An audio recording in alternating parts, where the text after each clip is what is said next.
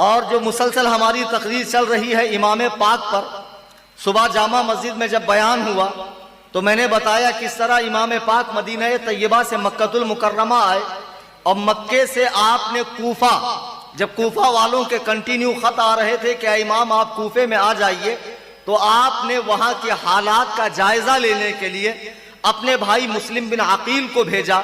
وہ وہاں جاتے ہیں اور جانے کے بعد جب انہوں نے دیکھا ماحول بہت اچھا ہے، عجلت میں انہوں نے امام عالی مقام کو خط لکھ دیا کہ کوفہ کا ماحول سازگار ہے، آپ تشریف لائیے۔ ہزاروں لوگ اپنی گردنیں آپ کے جھنڈے تلے کٹانے کے لیے تڑپ رہے ہیں، اگر آپ آتے ہیں تو یہ بڑا سا لشکر یزید کی حکومت کا تختہ پلٹ دے گا، اور اس طرح خلافت کے جو صحیح حقدار یعنی آپ ہیں، خلافت آپ کو مل جائے گی اور مسلمانوں کو ایک ظالم و جابر بادشاہ سے نجات مل جائے گی۔ امام عالی مقام کے پاس یہ خط پہنچا، لیکن کوفہ میں حالات بدل گئے، امام مسلم کو شہید کر دیا گیا، ان کے ساتھ ان کے بچوں کو بھی شہید کر دیا گیا۔ لیکن یہ خط جیسے ہی امام حسین کے پاس پہنچا، اب امام حسین کے پاس کوئی چارہ نہیں رہا۔ بڑے بڑے صحابہ سمجھاتے رہے کہ امام عالی مقام آپ مکے سے نہ جائیں، کوفہ والوں کا بھروسہ نہیں ہے، کوفہ والے آپ کے ساتھ دغا کر سکتے ہیں۔ امام حسین نے امام مسلم کا خط دکھایا، دیکھو میرے بھائی نے خط بھیجا ہے، اب مجھے جانا پڑے گا۔ اب آپ اپنے نفوس قدسیہ کے ساتھ مکہ المکرمہ سے نکلتے ہیں۔ ایک روایت میں ہے کہ ٹوٹل 72 لوگ نکلے، اور زیادہ تر روایتوں میں ہے کہ 82 لوگ۔ اب 82 بھی مان لو تو ان میں چند عورتیں ہیں، ان میں بہت چھوٹے چھوٹے 9-10 سال کی عمر کے بھانجے بھی ہیں، بلکہ ایک 6 مہینے کا بچہ بھی ہے، ایک امام حسین کی 7 سال کی بیٹی سکینہ بھی ہے، ان میں کچھ بیمار بھی ہیں، کچھ بوڑھے بھی ہیں، کچھ عورتیں بھی ہیں۔ اب یہ ٹوٹل 82 سے زیادہ کسی نے ان کی تعداد بیان نہیں کی ہے۔ پھر بھی آپ جوڑیں کہ یہ 82 لوگ اور کربلا میں 22,000 کا لشکر ان کو مارنے کے لیے کھڑا ہوا ہے، یعنی ایک آدمی پر 300 آدمی۔ اللہ اکبر کبیرہ۔ دنیا نے کبھی ایسا منظر نہیں دیکھا ہوگا کہ ایک 6 مہینے کے بچے کو مارنے کے لیے 1-2 لوگ نہیں، 300 لوگ موجود ہیں۔ اللہ اکبر کبیرہ۔ امام عالی مقام مکہ المکرمہ سے نکلتے ہیں، مختلف مقامات پہ پڑاؤ ڈالتے ڈالتے بیچ بیچ میں لوگ ملتے رہے، عرب کے شعراء وغیرہ وہ امام عالی مقام کو منع کرتے رہے کہ آپ کوفہ نہ جائیے، لیکن امام عالی مقام کو خدا بندے قدوس کی قسم ان کی شہادت انہیں وہاں کھینچ کر لا رہی تھی، چونکہ آپ کو راہ خدا میں شہید ہونا تھا۔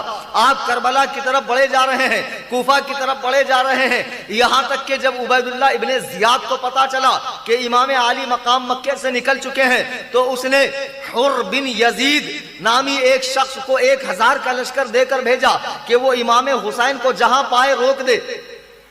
ایک مقام پہ امام کی اور اس کی ملاقات ہو گئی، اس نے امام عالی مقام کو رکنے پر مجبور کر دیا۔ اللہ اکبر کبیرہ۔ امام صاحب نے کہا اچھا نہ تو میں تیرے راستے پر جاتا ہوں نہ میرے راستے پر جاتا ہوں، تیسرے کسی راستے پہ کچھ دیر مجھے چلنے دے۔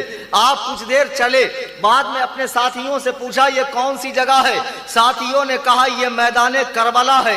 امام عالی مقام نے کہا یہیں پر اپنے اونٹ بٹھا دو، چونکہ یہ وہی جگہ ہے جہاں میرے نانا کی امت مجھے بے دردی کے ساتھ شہید کرنے والی ہے۔ آپ نے وہاں پڑاؤ ڈال دیا۔ اللہ اکبر کبیرہ، اللہ اکبر کبیرہ۔ اب 1000 کا جو لشکر تھا امام عالی مقام کو روکنے کے لیے، اتنے ہی لشکر پر یزیدیوں نے بس نہیں کیا بلکہ کنٹینیو کوفہ سے لشکر آ رہا ہے۔ اب ان لوگوں نے نہر فرات پہ قبضہ کر لیا، یہاں تک کہ 7 محرم الحرام کو امام عالی مقام اور ان کے خاندان والوں کے لیے پانی بند کر دیا گیا۔ یہ پورا کربلا کا میدان ہے، جہاں نہر کا حصہ ہے وہاں 22,000 کا لشکر ہے، اور جو جنگلاتی حصہ ہے چٹیل میدان ہے، یہاں امام پاک اپنے خیمے لگا کر اپنے اہل بیت پاک کے ساتھ رکے ہوئے ہیں۔ امام عالی مقام نے اپنی اہل بیت پاک سے کہا سنو، حالات بہت کشیدہ ہیں، خراب ہیں، میں تم میں سے ہر ایک شخص کو کہتا ہوں کہ رات کے اندھیرے میں جس کا جی چاہے یہاں سے نکل کر چلا جائے، اس لیے کہ یزید صرف میرے خون کا پیاسا ہے، اس سے تمہاری کوئی دشمنی نہیں ہے۔ تمام فرزندان عقیل نے، عباس نے، تمام شہزادگان نے کھڑے ہو کر کہا خدا کی قسم اللہ وہ دن ہمیں کبھی نہ دکھائے کہ جب دنیا میں آپ نہ ہو اور ہم ہو۔ ایک صاحب کھڑے ہو کر کہتے ہیں اے امام عالی مقام، میں آپ کی طرف سے لڑوں گا تلوار سے، اگر میری تلوار ٹوٹ جائے گی میں تیر سے لڑوں گا، میرے تیر ختم ہو جائیں گے، میں ہاتھ سے لڑوں گا، میرے ہاتھ زخمی ہوں گے، میں پتھر سے ماروں گا، یہاں تک کہ مجھے مار دیا جائے گا، اور خدا کی قسم میں دوبارہ زندہ ہو جاؤں پھر بھی آپ کی طرف سے لڑوں گا، یہاں تک کہ میں 70 مرتبہ زندہ ہو کر بھی آپ پر اپنی جان قربان کر دوں گا۔ سبحان اللہ، نعرہ تکبیر، نعرہ تکبیر، نعرہ رسالت، ذکر شہیدان کربلا، نعرہ تکبیر۔ اب یہاں تک یہ ہوا کہ جو کوفہ میں عبید اللہ ابن زیاد تھا، یزید شام میں تھا، کوفہ میں عبید اللہ ابن زیاد تھا، اس کو یزید نے کہا حسین آئے ہوئے جلدی یا تو بیعت لے لو یا تو امام حسین کو قتل کر دو۔ تو اس نے عمرو بن سعد، یہ سعد بن ابی وقاص کا بیٹا ہے، یہ وہ صحابی ہیں جن کو رسول اللہ نے دنیا ہی میں جنت کی بشارت دی ہے۔ سبحان اللہ۔ وہ 10 صحابہ جن کو دنیا میں جنت کی بشارت ملی ان میں سے یہ بھی ایک ہے، ان کا بیٹا عمرو بن سعد، اس کو کہیں کا حاکم بنایا جانا تھا۔ عبید اللہ ابن زیاد نے کہا سنو، اگر تمہیں وہاں کی حکومت چاہیے تو جاؤ حسین کے مقابلے میں۔ اب یہ سارا لشکر لے کر آ گیا، تمام لشکر کربلا میں 22,000 کا جمع ہو گیا۔ امام عالی مقام نے عمرو بن سعد کو بلوایا، بلوانے کے بعد کہا سنو، میں 3 باتیں پیش کرتا ہوں، ایک یہ کہ میں جہاں جانا چاہتا ہوں مجھے جانے دو، دوسرے یہ کہ مجھے ڈائریکٹ یزید کے پاس لے کر چلو، تیسرے یہ کہ جہاں تک تمہاری سلطنت ہے میں اس سے نکل کسی اور ملک میں جاؤں گا۔ تو عمرو ابن سعد کو یہ بات اچھی لگی، اس نے سوچا اس طرح یہ جھگڑا ختم ہو جائے گا اور میرے ہاتھ بھی آل رسول کے خون سے رنگیں گے نہیں۔ اس نے یہ خط لکھ کر عبید اللہ ابن زیاد کو بھیجا کہ اللہ نے نفرتوں کی آگ کو ٹھنڈا کر دیا اور صلح کی صورت نکل گئی ہے، کیا تم ان تمام باتوں پر راضی ہو؟ جب عبید اللہ ابن زیاد نے یہ خط پڑھا تو وہ خوش ہو گیا کہ چلو اچھا ہے، کسی طرح لڑائی جھگڑے سے بات نہیں آ رہی ہے لڑائی جھگڑے کی۔ لیکن وہاں پر ایک خبیث بیٹھا ہوا تھا، وہ خبیث کھڑا ہوا اور اس نے کہا کہ اے امیر، آج یہ لوگ تمہاری سرزمین پر ہے تو ڈر کے مارے صلح کی بات کر رہے ہیں، اگر حسین تمہارے قبضے سے باہر نکلیں گے تو پھر بڑا لشکر تیار کر کر آئیں گے اور تم پر حملہ کریں گے۔ میں کہتا ہوں ابھی تھوڑی تعداد میں ہے تو کچل دو، ختم کر دو، انہیں کسی طرح کا کوئی چانس نہ دو۔ عبید اللہ ابن زیاد نے اس کی اس بات کو سنا اور اسے صحیح سمجھا، اسے کہا سنو ایک کام کرو، تھوڑا سا لشکر تم لے کر جاؤ، اگر عمرو ابن سعد یہ حسین کے ساتھ لڑائی کرتا ہے تو ٹھیک ہے، ورنہ سارا لشکر اس سے چھین کر تم سپہ سالار ہو جانا اور حسین سے لڑائی کرنا۔ یہ خبیث کربلا میں آتا ہے اور عمرو سے کہتا ہے سنو، مجھے امیر نے حکم دیا ہے یا تو تم حسین سے لڑائی کرو یا تو لشکر کی سپہ سالاری چھوڑ دو۔ عمرو ابن سعد وہ دنیا کا لالچی کتا تھا، اس نے کہا نہیں، میں لشکر کی سپہ سالاری نہیں چھوڑوں گا۔ یہ کہتے ہوئے کمان میں تیر ڈالا اور 9 محرم کو خیمہ امام حسین کی طرف چلا دیا۔ امام حسین کے خیمے میں ہڑنگم بچ گیا کہ یہ کیا بات ہو گئی۔ امام عالی مقام باہر آئے، لوگوں نے بتایا کہ یزیدی حملہ کر رہے ہیں، یزیدی تیر پھینک رہے ہیں۔ امام عالی مقام گھوڑے پر بیٹھتے ہیں، قریب آتے ہیں اور لشکر اشقیاء کے سامنے کھڑے ہو کر کہتے ہیں لوگوں سنو، تم جانتے ہو میں تمہارے نبی کا نواسا ہوں اور مجھے عبادت اور ریاضت بہت پسند ہے، تم جنگ کرنا چاہتے ہو بے شک کرو، لیکن ایک رات کی مجھے مہلت دے دو کہ میں پوری رات خداوند قدوس کی بارگاہ میں توبہ و استغفار کروں، نمازیں پڑھوں، نوافل پڑھوں، ذکر و اذکار کروں۔ امام حسین کس بات کے لیے مہلت مانگ رہے ہیں؟ نمازیں پڑھنے کے لیے، توبہ و استغفار کے لیے۔ آج جو لوگ امام حسین کے نام پر دنیا بھر کی خرافات کرتے ہیں، ذرا ایک لمحے کے لیے تنہائی میں بیٹھ کر سوچیں، کیا ان کا کردار امام حسین کے کردار کے مطابق ہے؟ صرف دعویٰ زبانی کام نہیں چلے گا. زبانی جمع خرچ کی ویلیو دنیا کے کسی کورٹ میں نہیں ہوتی ہے. عمل دکھانا پڑتا ہے. عمل کیا ہے؟ پریکٹیکلی آپ کیا کر رہے ہیں؟ امام عالی مقام نے 1 رات کی مہلت مانگی. یزیدیوں نے کہا ٹھیک ہے، ہم نے آپ کو 1 رات کی مہلت دے دی. امام عالی مقام رضی اللہ تعالیٰ اپنے خیمے میں آتے ہیں، تمام لوگوں کو جمع کیا اور کہا سنو، میں ایک بار پھر کہتا ہوں، رات کا اندھیرا ہے، تم میں سے جو چاہے نکل جائے، مجھے میرے حال پر چھوڑ دو. تمہاری جنگ یزید سے نہیں ہے، یزید سے میری جنگ ہے. تمام ساتھی رونے بلکنے لگے کہ اے امام عالی مقام، آپ یہ کیسی بات کر رہے ہیں؟ امام حسن کے شہزادوں نے کہا ہم آپ کو چھوڑ کر آج چلے جائیں تو کل قیامت میں ہم اپنے بابا جان کو کیا منہ دکھائیں گے کہ میرا بھائی حسین کرب و بلا میں اکیلا تھا اور تم اسے چھوڑ کر چلے آئے. تمام ساتھیوں نے بڑھ چڑھ کر امام عالی مقام کی ہمت افزائی کی، حوصلہ افزائی کی. امام عالی مقام نے دیکھا کہ ان میں سے کوئی واپس جانے والا نہیں ہے. آپ رات بھر نمازیں پڑھتے رہے، توبہ استغفار کرتے رہے، کثرت سے نوافل پڑھتے رہے، خداوند قدوس کی بارگاہ میں سجود نیاز لٹاتے رہے.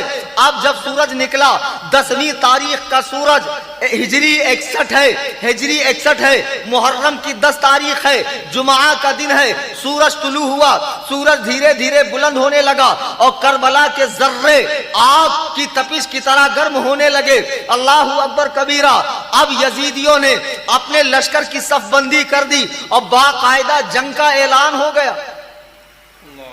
وہ حر جس نے امام حسین کو رکنے کے لیے مجبور کیا تھا، اس نے عمرو ابن سعد سے کہا کیا واقعی میں تم امام حسین سے جنگ کرو گے؟ اس نے کہا ہاں، میں ایسی جنگ کروں گا جس میں سروں کی بارش ہوگی، جس میں ہاتھ پیر کٹ کٹ کے گریں گے. حر نے کہا تیری ماں تجھ پر روئے، کیا تجھے نہیں پتا کہ یہ رسول اللہ کے نواسے ہیں؟ عمرو ابن سعد کہتا ہاں مجھے پتا ہے یہ رسول اللہ کے نواسے ہیں، اس کے باوجود بھی میں یزید کو خوش کرنے کے لیے ان سے جنگ کروں گا. حر نے کہا ہائے افسوس، میں نے کیا مصیبت مول لی، میں نے امام کو یہاں رکنے پر کیوں مجبور کیا. یہ کہتے ہوئے یزیدیوں کا خیمہ چھوڑا، امام عالی مقام کے قدموں میں آ کر گرے، معافی چاہی، بخشش طلب کی. امام بڑے دل کے آدمی تھے، معاف کر دیا. اب امام کی طرف سے جا کر لڑنے لگے. اب یہاں سے ایک آدمی نکلتا، وہاں سے کئی لوگوں کو واصل جہنم کرتا. یہ لوگ 3 دن کے بھوکے پیاسے بھی ہیں، وطن سے دور بھی ہیں، ان کے پاس اسلحے نہیں ہے، ان کے پاس بارود نہیں ہے، ان کے پاس سامان لشکر نہیں ہے، ان کے پاس سامان جنگ نہیں ہے. یہ نہتے ہیں، یہ لوگ معذور ہیں، بیمار ہیں، بوڑھے ہیں، بچے ہیں، ان میں چند ہی لوگ جوان ہیں. لیکن اللہ اکبر کبیرہ، ایمان کی طاقت دیکھیے، ایمان کی قوت دیکھیے. جب بھی ایک شیر امام حسین کی بارگاہ سے نکل کر یزیدی فوج کی طرف آتا، کئی یزیدیوں کو واصل جہنم کرتا. اس طرح امام پاک کے نام پر کئی لوگ قربان ہوتے گئے. اب بچے امام پاک کے خانوادے کے چند لوگ. تو اس میں سے حضرت قاسم جو امام پاک کے سگے بھتیجے ہیں اور امام حسن کی اولاد ہیں. ایک سوال کل میرے پاس ناروے سے آیا تھا، امریکہ سے. بڑا اچھا سوال تھا کہ جب کربلا سے امام زین العابدین ہی واپس گئے تو حسنی سید کہاں سے آ گئے؟ کیونکہ وہ تو حسینی ہے. تو آج جو حسنی سید ہے وہ کہاں سے آ گئے؟ سنیے، کربلا میں سے چند بچے بھی واپس گئے تھے میدان کربلا سے. تو ان میں امام حسن کے ایک بیٹے حسن مصنع بھی تھے. انہی سے دنیا میں امام حسن کی اولاد چلی. جو آج زیادہ لبنان اور یمن کے اندر جو حسنی سید ہیں وہ انہی کی اولاد میں سے. سبحان اللہ سبحان اللہ. حضرات گرامی وقار، امام حسین کے بھتیجے حضرت قاسم آتے ہیں. ابھی جوانی کی دہلیز پہ قدم رکھا ہے، عمر 19 سال ہے. چہرے پہ مونچھ ابھی برابر سے پھوٹی نہیں ہے، ہلکی ہلکی مونچھ ہے. چہرہ بڑا خوبصورت ہے چونکہ یہ رسول اللہ کے خاندان کے لوگ ہیں.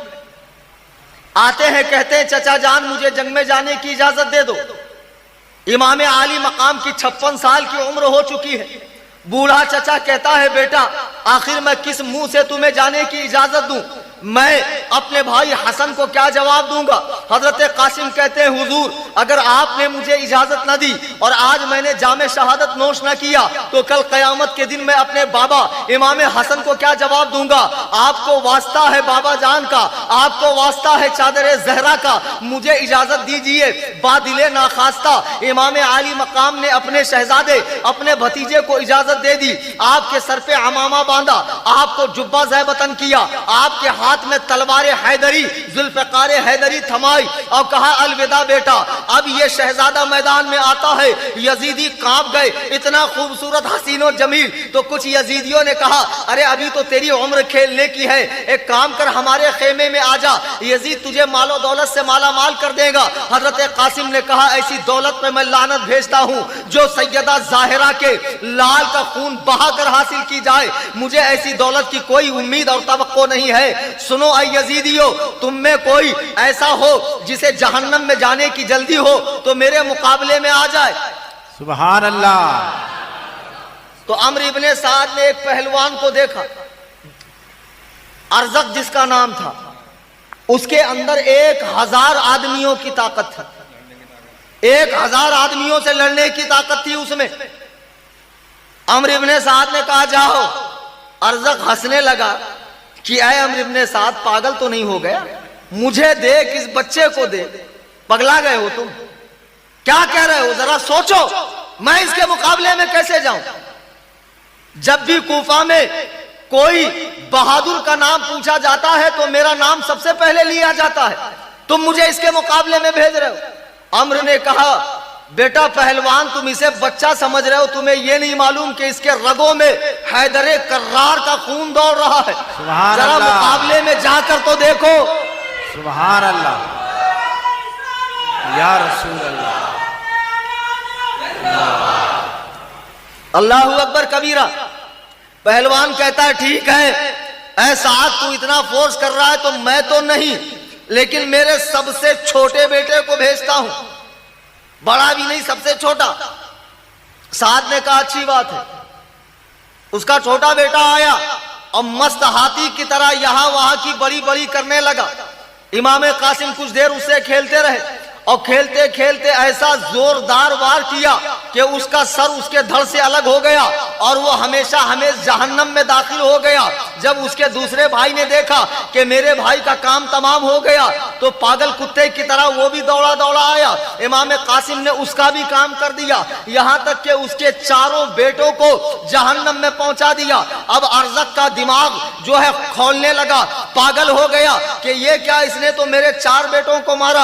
अब ये खुद इमामे कासिम के मुकाबले में आया, कहा, तुझे पता नहीं मैं कितना बड़ा पहलवान हूं कि इराक में मेरे मुकाबले का दूसरा कोई नहीं है, मैं ऐसा हूं, मैं वैसा हूं, मैं ये हूं, मैं वो हूं। इमाम कासिम ने कहा, इतना बड़ा पहलवान बनता है और तुझे तो ये भी नहीं मालूम कि तेरे घोड़े की ज़ैन खुली हुई है, बंधी हुई नहीं है, जरा घोड़े को तो देख। जैसे ही उसने घोड़े को देखा, इमाम कासिम ने भरपूर वार ऐसे किया कि वो तड़प के नीचे गिरा। कहता, कासिम तुमने धोखा किया है। इमाम कासिम कहते, बेवकूफ, जब तू बच्चे की चाल न समझ पाया तो पहलवान कैसा, तेरे जैसे पहलवान पे लानत है। अल्लाहु अकबर कबीरा। जब अम्र इब्ने साद ने देखा कि एक एक से बड़े बड़े नामी गिरामी पहलवान काम आ रहे हैं तो उसने कहा, ऐ मेरी फौज के लोगों, एक साथ हमला कर दो, इसलिए कि हाशमी नरगे का ये शेर अकेला, इससे कोई लड़ नहीं सकता है। तमाम यजीदी कुत्ते पागल कुत्तों की तरह हजरत कासिम पर झमट गए और इतने जोरों शोर से वार करने लगे, पैर दर पे वार करने लगे। आप 3 दिन के भूखे प्यासे हैं, जख्मों की ताब न लाकर नीचे गिर गए और जोर से चिल्लाया, या अम्माहु अल आतश अल आतश, ऐ चचा जान पानी पानी, या अम्माहु अदरिकनी, ऐ चचा खबर लीजिए। इमाम आली मकाम दौड़ कर आए, भतीजे को उठाया, चेहरे से जुल्फें हटाई, खून साफ किया। हजरत कासिम कहते हैं, चचा पानी पानी। इमाम हुसैन ने कहा, बेटा फिक्र न करो, हौजे कौसर पर तुम्हारे दादा علی کے مرتضیٰ جام کوثر لیے کھڑے ہوئے ہیں. بیٹا چند ہی دیر میں تم کوثر کا جام پینے والے ہو, تمہیں اب دنیا کی پانی کی ضرورت نہیں ہے. اللہ اکبر کبیرہ, اللہ اکبر کبیرہ. امام عالی مقام کا یہ جان نثار بھتیجا بھی آپ پر جان وار کر کے ہمیشہ ہمیش کے لیے جنات نعیم میں داخل ہو گیا. سبحان اللہ. اب اس کے بعد امام پاک کے خیمے میں ایک چھوٹی بچی ہے 7 سال کی, 3 عورتیں بھی امام حسین کی ہیں, ایک 6 مہینے کا بچہ بھی ہے. شہر بانو آ کر حضرت عباس جو امام حسین کے بھائی ہے ان کو علمدار کہتے ہیں, مطلب جھنڈا پکڑنے والا. ہمیشہ جنگوں میں دونوں طرف کی پارٹیوں کے جھنڈے ہوا کرتے تھے. عالم عربی میں جھنڈے کو کہتے ہیں علمدار, یعنی جھنڈا پکڑنے والا. بیویاں ان کے پاس آئی کہ خیمے میں ہمارے دودھ سوکھ چکے ہیں, ہمارے تنوں میں دودھ نہیں ہے کہ بچوں کو پلائے. اے عباس تھوڑا سا پانی لے آؤ. چھوٹی سی بھتیجی سکینہ بار بار کہتی ہے چچا پانی پلاؤ. حضرت عباس علمبردار کو یہ منظر برداشت نہ ہوا. آپ نے ایک مشکیزہ لیا, گھوڑے پر سوار ہوئے اور ہوا میں تلوار لہراتے ہوئے کئی یزیدیوں کو واصل جہنم کیا. نہر فرات پر پہنچ گئے, مشکیزے میں پانی بھرا. ایک لمحے کے لیے خیال آیا تھوڑا سا پانی پی لیتا ہوں تو طاقت آئے گی. جب پانی کو اٹھایا تو عباس کو خیال آتا ہے عباس خیمے میں حسین کی 7 سال کی بیٹی بھی پیاسی ہے, خیمے میں حسین بھی پیاسے ہیں, خیمے میں 6 مہینے کا بچہ علی اصغر بھی پیاسا ہے اور تو پانی پیے گا. آپ نے پانی کو پھینک دیا, پانی پینا گوارا نہیں کیا, مشکیزہ اٹھا کر چلتے ہیں. جب لشکر یزید نے دیکھا کہ 3 دن سے بھوکے پیاسے ہیں تو ہزاروں لوگوں کو جہنم میں پہنچا دیا. ارے اگر یہ پانی اس خیمے میں پہنچ گیا تو دنیا سے یزیدیت کا نام مٹ جائے گا, یزیدیت کا نام لینے والا کوئی نہیں رہے گا. ان پر حملہ کرو. اللہ اکبر. تمام یزیدیوں نے جھپٹا مارا. آپ ایک ہاتھ سے مشکیزہ پکڑتے ہیں, ایک ہاتھ سے لڑ رہے ہیں, اسی بیچ میں آپ کا ایک ہاتھ شہید ہوتا ہے. آپ مشکیزے کو ہونٹ سے پکڑتے ہیں اور ایک ہاتھ سے تلوار چلا رہے ہیں. ان خبیثوں نے دوسرا ہاتھ بھی قلم کر دیا اور مٹکے میں تیر مارنا شروع کیا. مٹکے کا سارا پانی بہ گیا. آپ زخموں سے چور چور ہو کر نیچے گرتے ہیں اور فرماتے ہیں یا اخاہ ادرکنی, اے میرے بھائی میری خبر لیجئے. اللہ اللہ. امام عالی مقام قریب آتے ہیں, دیکھتے ہیں عباس سا پیارا بھائی آج کربلا میں کام آ گیا. زارو قطار رونے لگتے ہیں, تسلیاں دیتے ہیں کہ فکر نہ کرو بھائی, ان قریب تم دادی, ان قریب تم ماں فاطمہ زہرا سے ملنے والے ہو, ان قریب تمام خاندان نبوت کے افراد تمہارا انتظار کر رہے ہیں. آپ انہیں تسلی دیتے ہیں اور اس طرح آپ کے بھائی بھی آپ پر جان وار کر ہمیشہ ہمیش کے لیے زندہ ہو جاتے ہیں. اللہ اکبر کبیرہ. اب باری ہے امام عالی مقام کے صاحبزادے حضرت علی اکبر کی. یہ 18 سال کے نوجوان ہیں اور ان کے بارے میں بیان ہوتا ہے کتابوں میں کہ ان کی شکل ہو بہو سرکار دو عالم جیسی تھی. یہ امام حسین کے بیٹے ہیں. یہ آتے ہیں, کہا ابا جان مجھے جنگ میں جانے کی اجازت دیجیے. امام عالی مقام نے کہا بیٹا تم کیا کہہ رہے ہو, آخر میں اپنے بیٹے کو کیسے جنگ میں جانے کی اجازت دے سکتا ہوں. بیٹا زارو قطار رونے لگا. امام نے اجازت نہیں دی. بیٹا پھوپھی زینب کے پاس جاتا ہے, پھوپھی آپ کے بھی تو 2 بچے شہید ہوئے ہیں, پھوپھی آپ کا بھتیجا قاسم بھی تو شہید ہوا ہے, بھائی عباس بھی تو شہید ہوا ہے, میں اپنے باپ کے بعد دنیا میں جی کر کروں گا کیا. پھوپھی جان آپ کو چادر زہرا کا واسطہ ہے, حیدر کرار کا واسطہ ہے, مصطفیٰ جان رحمت کا واسطہ ہے, مجھے جنگ میں جانے کی اجازت دیجیے. دنیا میں کون سی پھوپھی ہوگی جو اپنے بھتیجے کو اپنے سامنے مرتا ہوا دیکھے گی. اللہ اکبر کبیرہ. لیکن زینب نے جب دیکھا کہ بھتیجا ماننے کو تیار نہیں ہے, آپ نے بادل ناخواستہ اجازت دے دی. چہرے کو چوما, پیشانی کو چوما, ہونٹوں کو چوما, کہا جاؤ بیٹا میں تمہیں اجازت دیتی ہوں. امام عالی مقام کے پاس آئے, ابا جان پھوپھی نے اجازت دے دی ہے. امام عالی مقام نے اپنے ہاتھوں سے شہادت کے اس دلہا کو تیار کیا, سبحان اللہ. جبہ پہنایا, سر پر عمامہ شریف پہنایا، حمائل شریف دے دی، ذوالفقار حیدری تھما دی اور کہا جاؤ بیٹا اب تم دکھاؤ حیدر کرار کے خون کے جوہر۔ آپ نے اجازت دے دی۔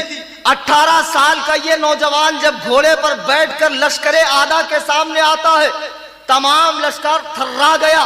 ایک لمحے کے لیے انہیں یہ لگا کہ مدینے سے خود رسول اللہ تشریف لائے ہیں۔ نعرہ تکبیر، نعرہ رسالت، علماء اہل سنت، ذکر شہیدان کربلا، نعرہ تکبیر۔ میرے بزرگوں اور دوستو، حضرت علی اکبر رضی اللہ تعالیٰ لشکر آدھا کے سامنے آ کر ایک فصیح و بلیغ تقریر کرتے ہیں۔ کہتے ہیں سنو، میں اور میرا باپ یہاں جنگ کرنے کے لیے نہیں آئے تھے، ہمیں خط لکھ کر بلایا گیا۔ ہمیں یزید سے کوئی سروکار نہیں ہے، ہمیں اس کی حکومت سے کوئی لینا دینا نہیں ہے۔ تم نے ہماری اہل بیت پر 3 دن سے پانی بند کیا ہے۔ مجھے بتاؤ تم میں سے کون ہے جس کو رسول اللہ نے چوما ہو، جس کے لیے رسول اللہ نے اپنا سجدہ لمبا کیا ہو، جس کو رسول اللہ نے کہا ہو کہ وہ مجھ سے ہے اور میں اس سے ہوں؟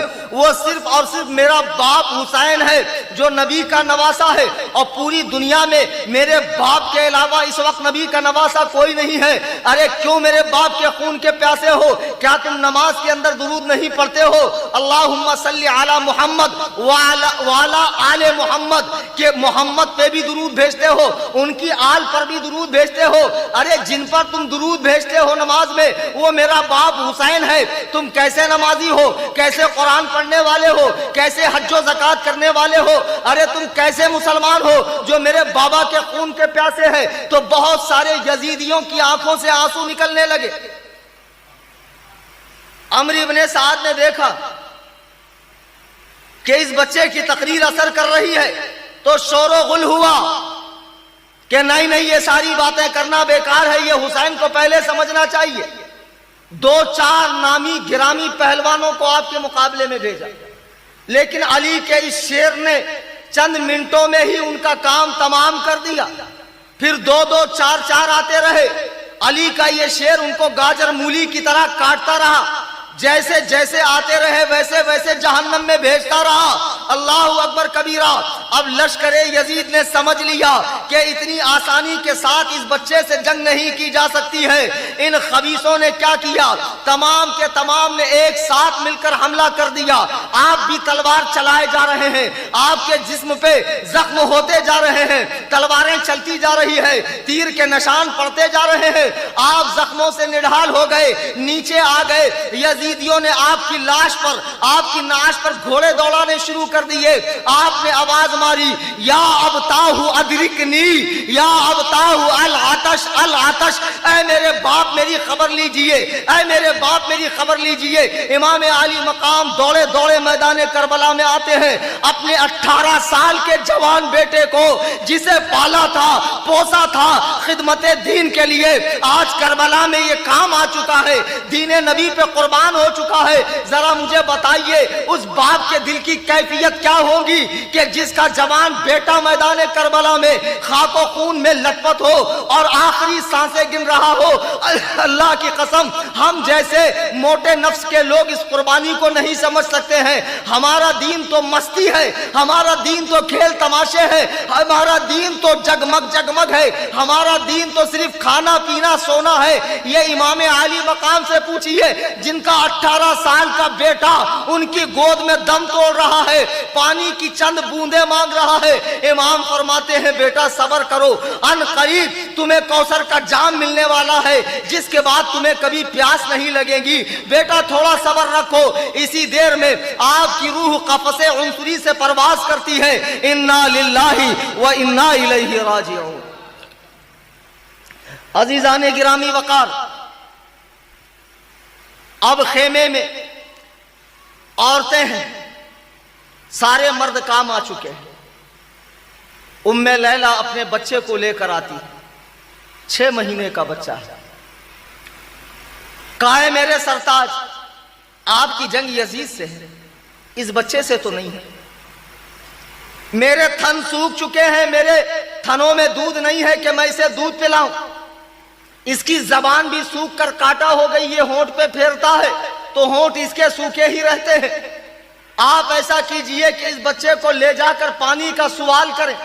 امام عالی مقام فرماتے ہیں, اے ام لیلا تمہیں معلوم نہیں اللہ نے ہمیں ایسے ہاتھ والا بنایا ہے, ایسے ہاتھ والا نہیں, ہمیں دینے والا بانٹنے والا بنایا ہے, مانگنے والا نہیں بنایا ہے. ام لیلا کہتی ہے میرے سرتاج میں جانتی ہوں اللہ نے آپ کو دینے والا بنایا ہے, کرم والا بنایا ہے, خلق والا بنایا ہے, عطا کرنے والا بنایا ہے, سائل نہیں بنایا. لیکن میں بھی تو سائل ہوں, میں بھی تو اس بچے کی ماں ہوں, میں آپ سے بھیک مانگتی ہوں اے میرے شوہر نامدار, میرے اس بچے کو پانی کے چند قطرے پلائیے. دیکھو بچہ کیسے رو رہا ہے, کیسے تڑپ رہا ہے, پالنے میں کیسے ہاتھ پیر مار رہا ہے. امام علی مقام نے دیکھا کہ ایک سائلہ پانی کا سوال کر رہی ہے. ارے یہ تو وہ ہے جو کسی کا سوال ٹھکراتے نہیں ہے. بچے کو لے کر لشکر اعداء کے سامنے آتے ہیں. لشکر اعداء کے سامنے آ کر کہتے ہیں سنو, تمہاری جنگ میرے ساتھ ہے, جو تمہارا بگاڑا ہے میں نے بگاڑا ہے. یہ 6 مہینے کا بچہ ہے, اسے نہ تو بولنا آتا ہے, نہ کروٹ لینا آتا ہے, نہ رینگنا آتا ہے, نہ چلنا آتا ہے. اس کا کیا قصور ہے؟ آج 3 دن سے خیمے میں پانی نہیں ہے اور یہ بچہ پیاس سے بلک رہا ہے, سسک رہا ہے. میں کہتا ہوں چند قطرے پانی اس بچے کو دے دو. خدا کی قسم اگر چند قطرے پانی بھی دے دو گے تو میں اپنا خون معاف کر دوں گا اور قیامت کے دن نانا جان سے تمہیں حوض کوثر پلاؤں گا. اللہ اکبر کبیرہ. امام عالی مقام نے جب یہ بات کہی تو لشکر میں سے ایک خبیث کہتا, حسین ہم جانتے ہیں تمہارے خیمے میں بہت بچے ہیں, تم ایک ایک بچے کو لاؤ گے اور ہر ایک کے نام پہ پانی کا سوال کر کے پانی جمع کر کے پیو گے. امام عالی مقام کے آنسو نکل گئے. کہا خبیث اگر میں دنیا کا طلبگار ہوتا تو میں پہلے دن ہی یزید کی بیعت کر کے ہر طرح کی نعمت اپنے نام کروا لیتا, لیکن نہیں, میں نے دنیا کو پسند نہیں کیا. تو مجھ پہ اتنی بڑی تہمت مان رہا ہے کہ میں اس بچے کے نام سے پانی لے کر خود پیوں گا. یہ بات چل ہی رہی ہے کہ ایک خبیث نے کمان میں تیر لگایا اور ایسا زوردار تیر مارا, اللہ اکبر, 6 مہینے کے بچے کے حلق میں تیر لگ گیا, ہلکا سا خون باہر نکلا. امام پاک نے جب خون دیکھا کہا بارے الہ گواہ رہنا تیرے نبی کے دین کے لیے حسین نے کربلا میں اپنے 6 مہینے کے بچے کو بھی قربان کر دیا. مجھے بتاؤ اس باپ کی کیفیت کیا ہوگی جس کے ہاتھ میں اس کا 3 دن کا بچہ بھوکا پیاسا دم توڑ چکا ہو. اللہ اکبر کبیرہ. صبر و رضا کے اس پہاڑ نے بچے کو لیا اور لے کر خیمے میں واپس آتے ہیں. ام لیلا دیکھتی ہے بچہ جب جا رہا تھا تڑپ رہا تھا, ہاتھ پیر مار رہا تھا, جب آ رہا ہے تو بچہ ہاتھ پیر نہیں مار رہا ہے. خوش ہو گئی, بچے کو پانی مل گیا. ام لیلا کہتی ہے میرے سرتاج کیا میرے بچے کو پانی مل گیا؟ حسین کہتے ام لیلا اصغر کبھی پانی نہیں مانگے گا, اصغر کبھی تجھ سے دودھ نہیں مانگے گا, اصغر اب بلکیں گا نہیں, اصغر اب سسکیں گا نہیں, لے جا. اصغر ہمیشہ کے لیے سو چکا ہے. یہ خاندان نبوت پہ ظلم ہو رہا ہے, یہ ان پہ ظلم ہو رہا ہے جن کے بارے میں قرآن کہتا ہے انما یرید اللہ لیذھب عنکم الرجس اہل البیت. اے نبی کے گھر والوں, ہم نے تم سے ہر طرح کی ناپاکی دور کر دی ہے. یہ وہ لوگ ہیں قرآن جن کے گھر میں نازل ہو رہا ہے, یہ وہ لوگ ہیں اسلام کی ہدایت جن کے گھر سے چلی ہے, یہ وہ لوگ ہیں قرآن و سنت کا نور جن کے گھر سے دنیا میں پھیلا ہے.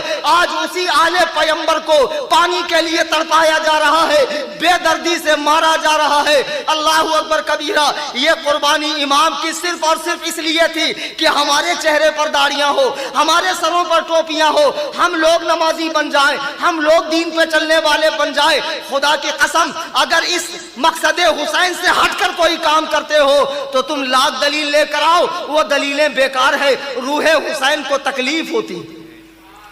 نعرہ تکبیر, نعرہ تکبیر, نعرہ رسالت, ذکر شہیدان کربلا.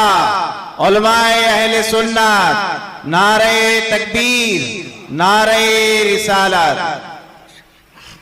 عزیزان گرامی وقار،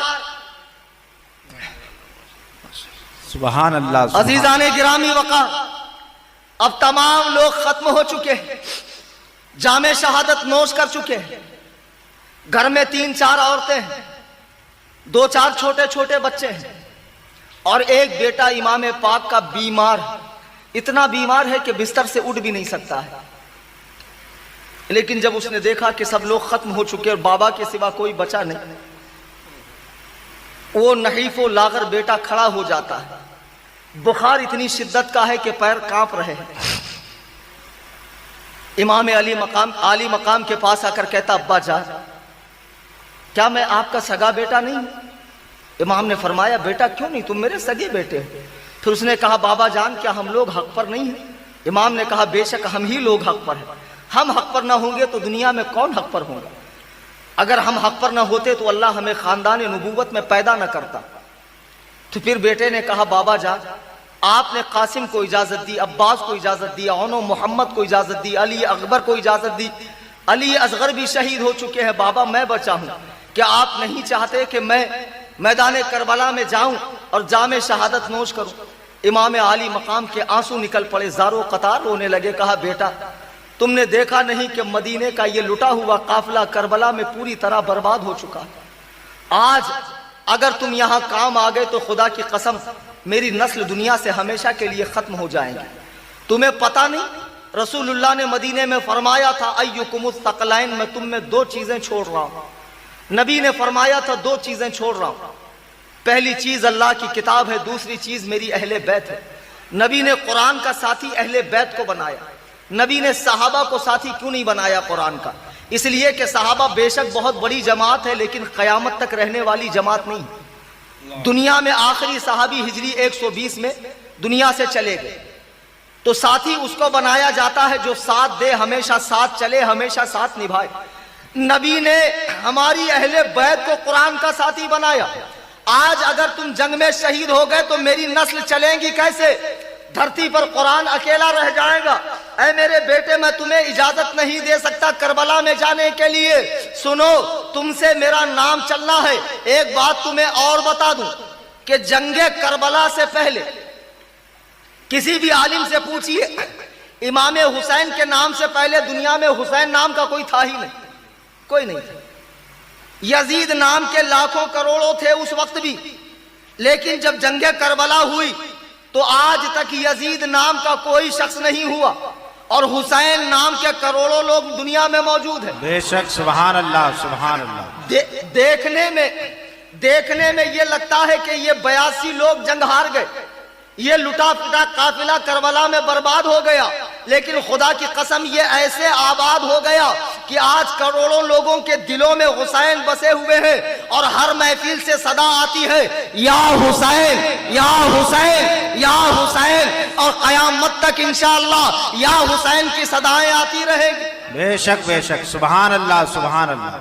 یزید کی حکومت تو وقتی طور پہ تھی، دیکھو یزید بھی مر گیا، آج آپ کو معلوم ہے اس کی قبر پہ فاتحہ پڑھنے والا کوئی نہیں، لیکن امام علی مقام کی قبر انور پہ 1 سیکنڈ کے لیے بھی انسانی ہجوم ختم نہیں ہوتا ہے۔ ارے یہ تو انسانی ہجوم ہے، کتنے ملائکہ اور کتنے اولیاء اللہ کی ارواح طیبات وہاں آتی ہے۔ یہ ہے اصلی کامیابی، بے شک، یہ ہے اصلی کامیابی۔ امام حسین تو شہید ہو گئے، لیکن ان کا مقصد زندہ ہو گیا۔ بے شک، یزید تو زندہ رہا لیکن اس کا مقصد مر گیا، اور آخری میں یزید بھی مر گیا۔ امام علی مقام نے اپنے شہزادے کو اجازت نہیں دی، بلکہ فرمایا، سنو، اب تمہارے بابا حسین میدان کربلا میں جائیں گے۔ اللہ اکبر کبیرہ۔ آپ گھر میں آئے، آپ گھر میں آنے کے بعد آپ نے سرما لگایا، سرما لگانے کے بعد داڑھی شریف برابر فرمائی، داڑھی شریف برابر کرنے کے بعد تمام عورتوں کو جمع کیا، فرمایا، سنو، حسین جنگ پہ جا رہا ہے۔ حسین، اب میں بات کر رہا ہوں، کچھ دیر کے بعد میری زبان نہیں کھلے گی، کچھ دیر کے بعد میں تمہاری باتیں نہیں سنوں گا، اے میرے گھر کی عورتوں، تمہارے ساتھ اس سے بھی برا منظر ہونے والا ہے جتنا تم نے سوچا نہیں ہے، لیکن اللہ کے لیے صبر رکھنا، بال نہ نوچنا، سینہ نہ پیٹنا، ماتم نہ کرنا، جاہلوں کی طرح نہ پکارنا، جاہل لوگوں کی طرح ہمیں یاد نہ کرنا۔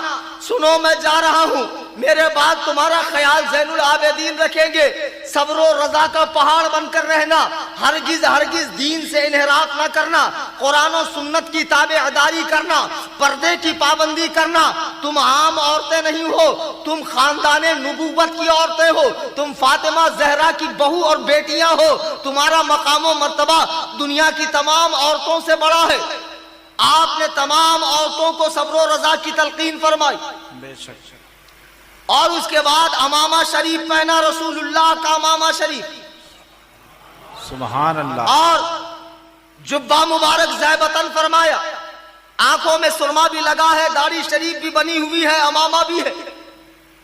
آپ گھوڑے پر سوار ہوئے اور حیدر کرار کی وہ تلوار جس کے بارے میں شاعر کہتا ہے، شاہ مرداں شیر یزداں قوت پروردگار، لا فتح الا علی، علی کی طرح کوئی جوان نہیں، لا سیف الا ذوالفقار، ذوالفقار کی طرح کوئی تلوار نہیں۔ وہ تلوار لے کر امام پاک گھوڑے پر بیٹھے، گھوڑے کی لگام کو کسا، گھوڑا آگے بڑھنے کو تیار نہیں۔ امام علی مقام نے گھوڑے کی لگام کو اور کسا، گھوڑا آگے بڑھنے کا نام نہیں لے رہا۔ امام پاک جلال میں آ گئے کہ آگے کیوں نہیں بڑھتا ہے، تو بہادروں کا گھوڑا ہے، بزدلوں کا نہیں۔ جب امام نے گھوڑے کی طرف دیکھا تو ٹپاٹپ آنسو ٹپک رہے، آپ حیران ہو گئے کہ گھوڑا کیوں رو رہا ہے۔ نیچے دیکھا تو 7 سال کی بچی سکینہ گھوڑے کے پیر کو پکڑی ہوئی ہے۔ گھوڑا کہتا، بابا اے میرے آقا، اگر میں آگے بڑھ جاؤں گا یہ 7 سال کی بچی کو زخم لگ جائے گا، میں جانور ہوں، اہل بیت کا دشمن نہیں، مجھے بھی پتا ہے ان کا مقام و مرتبہ کیا ہے۔ امام علی مقام نیچے آتے ہیں، 7 سال کی بیٹی کو گود میں اٹھایا، کہا بیٹی کیا بات ہے؟ سکینہ کہتی ہے، بابا یہ یتیم کا مطلب کیا ہوتا ہے مجھے بتاؤ۔ ایک چھوٹی سی بچی اپنے باپ سے کہے یتیم کا مطلب کیا ہے، باپ کے چھاتی پر کیا گزری ہوگی؟ بچی کہتی ہے، بابا یتیم کا مطلب کیا ہوتا ہے؟ امام علی مقام رونے لگے، ننے سے ہاتھ جوڑ کے کہنے لگی، یہ تشنہ کام بتلائیے نا بابا، یتیمی ہے کس کا نام؟ آنکھوں سے اشک بہا کر کہنے لگے، امام بیٹی کچھ نہ پوچھ، یہ مصیبت عظیم ہے، مر جائے جس کا باپ، وہ بچہ یتیم ہے۔ بیٹا شام میں تو یتیم ہو جائے گی، تیرا باپ مقتل میں جا رہا ہے جامِ شہادت نوش کرنے کے لیے۔ اللہ اللہ، اے یزیدیوں دیکھو، اے یزید کی حمایت کرنے والے وہابی خارجی کتوں دیکھو کہ ایک چھوٹی سی بچی اپنے باپ سے داغ یتیمی کا مطلب پوچھتی ہے۔ اللہ اللہ کہتی ہے، بابا لوگ صبح سے کہتے ہیں شام میں سکینہ یتیم ہو جائے گی، شام میں سکینہ کے سر سے باپ کا سایہ اڑ جائے گا، بابا اس یتیمی کا مطلب کیا ہے؟ اللہ اللہ، امام علی مقام نے بچی کو سمجھایا، خیمے میں لا کر چھوڑا، اب خود گھوڑے پر بیٹھ گئے اور لشکر اشقیاء کے سامنے آ گئے۔ سبحان اللہ، اللہ اکبر کبیرہ۔ جب علی کا لال، فاطمہ کا نور عین، مصطفیٰ کا چین، فاطمہ کے لاڈلے کا آخری دیدار ہے، حشر کا ہنگامہ بپا ہے درمیان اہل بیت، کربلا میں آ گئے، تمام یزیدیوں کو مخاطب کر کے فرمایا، یہ بتاؤ تم سے میرا جھگڑا کیا ہے؟ کسی نے کوئی جواب نہیں دیا۔ آپ نے کہا لشکر میں فلاں شخص بھی ہے، اس نے مجھے اس وقت خط لکھا جب میں مکے میں تھا، تو بول تو نے خط لکھا تھا یا نہیں؟ آپ نے کئی لوگوں کے نام لیے، فرمایا ارے بے وقوفوں، میں نے دنیا میں تم سے گھٹیا قوم نہیں دیکھی، جس نبی کا کلمہ پڑھتے ہو اسی کے نواسے کو بھوکا پیاسا رکھ کر شہید کرنا چاہتے ہو، آخر مجھے شہید کر کے تمہیں ملے گا کیا؟ تو یزیدیوں نے کہا اچھا، شہادت کے ڈر سے اب آپ کے بول بدل گئے، موت کے ڈر سے آپ کے بول بدل گئے۔ امام عالی مقام نے کہا بے وقوفو، موت سے ڈرتا کون ہے؟ موت تو ہمارے گھر کی لونڈی ہے، باندھی ہے۔ ہمارے یہاں کا تو بچہ بچہ تلواروں سے کھیلتا ہے۔ میں تو اس لیے کہہ رہا ہوں کل قیامت میں یہ نہ کہنا کہ ہمیں نہیں پتا تھا حسین کون ہے۔ میں تو اتمام حجت کے لیے بتا رہا ہوں میں ہوں کون۔ یہ کہتے ہوئے آپ نے کہا اب آؤ، کس کے خون میں مستی ہے اور کسے جہنم میں جانے کی جلدی ہے؟ عرب کے نامی گرامی سورما اور پہلوان یکے بعد دیگرے یہ سوچ کر کہ یہ بوڑھا شیر تو 3 دن کا پیاسا ہے، آخر یہ لڑے گا کیا؟ اگر ہم اسے مارتے ہیں تو سارا انعام ہمیں ملے گا۔ ایک سے ایک آتے رہے، امام حسین نے کئیوں کو جہنم پہنچا دیا، بے شک بے شک، کئیوں کو جہنم پہنچا دیا۔ اب اس کے بعد یزیدی لشکر نے دیکھا کہ نہیں، ایک ایک جائیں گے تو پورے 22,000 یہیں پر فی نار جہنم ہو جائیں۔ یزید کے پاس خبر پہنچانے والا بھی کوئی نہیں رہے گا کہ جنگ میں ہوا کیا۔ عمرو ابن سعد نے کہا ایک کام کرو، چاروں طرف سے گھیر لو حیدر کرار کے شیر کو، چاروں طرف سے یزیدی کتوں نے گھیر لیا۔ تلواریں چل رہی ہے، تیر چل رہے ہیں، بھالے چل رہے ہیں، آپ لڑ رہے ہیں، خون کا آخری قطرہ تک جسم سے بہہ گیا۔ تقریباً 72 زخم آپ کے جسم مبارک پر لگ گئے۔ جب گھوڑے پر بیٹھنا مشکل ہو گیا، نڈھال ہو گئے، نیچے آ گئے، خون میں لت پت ہے۔ ظہر کی اذان کا وقت ہوتا ہے، جمعہ کی اذان کا وقت ہوتا ہے، حسین کی آخری نماز ہے، کربلا کا چٹیل میدان ہے، بے یارو مددگار ہے، اللہ اکبر کبیرہ، بے یارو مددگار ہے، کربلا کا چٹیل میدان ہے۔ حسین اعظم نیچے آتے ہیں اور خون سے چہرے کو صاف کیا، بارگاہ خداوندی میں سجدہ کرتے ہیں، مولا تعالی گواہ رہنا حسین نے آخری سانس تک تیری عبادت سے غفلت اختیار نہیں کی ہے۔ اللہ اکبر کبیرہ، میرے امام پاک سجدے میں چلے جاتے ہیں اور آپ کی روح مبارک ملائے اعلیٰ میں پہنچ جاتی ہے۔ انا للہ و انا الیہ راجعون۔ میرے بزرگوں اور دوستوں، جب امام پاک کی شہادت ہو گئی، پھر یزیدی خبیث آگے بڑھے، لیکن ابھی بھی ڈر رہے ہیں کہ کہیں اچانک اٹھ کر ہم پر نہ حملہ کر، تو تلواروں سے ٹو کر دیکھ رہے ہیں کہ ابھی زندگی کے آثار باقی ہے کہ نہیں۔ جب ان کو اطمینان ہو گیا کہ حسین پوری طرح وفات پا چکے ہیں، شہید ہو چکے ہیں، تو قریبا ایک خبیث نے آپ کا سر مبارک تن اقدس سے الگ کی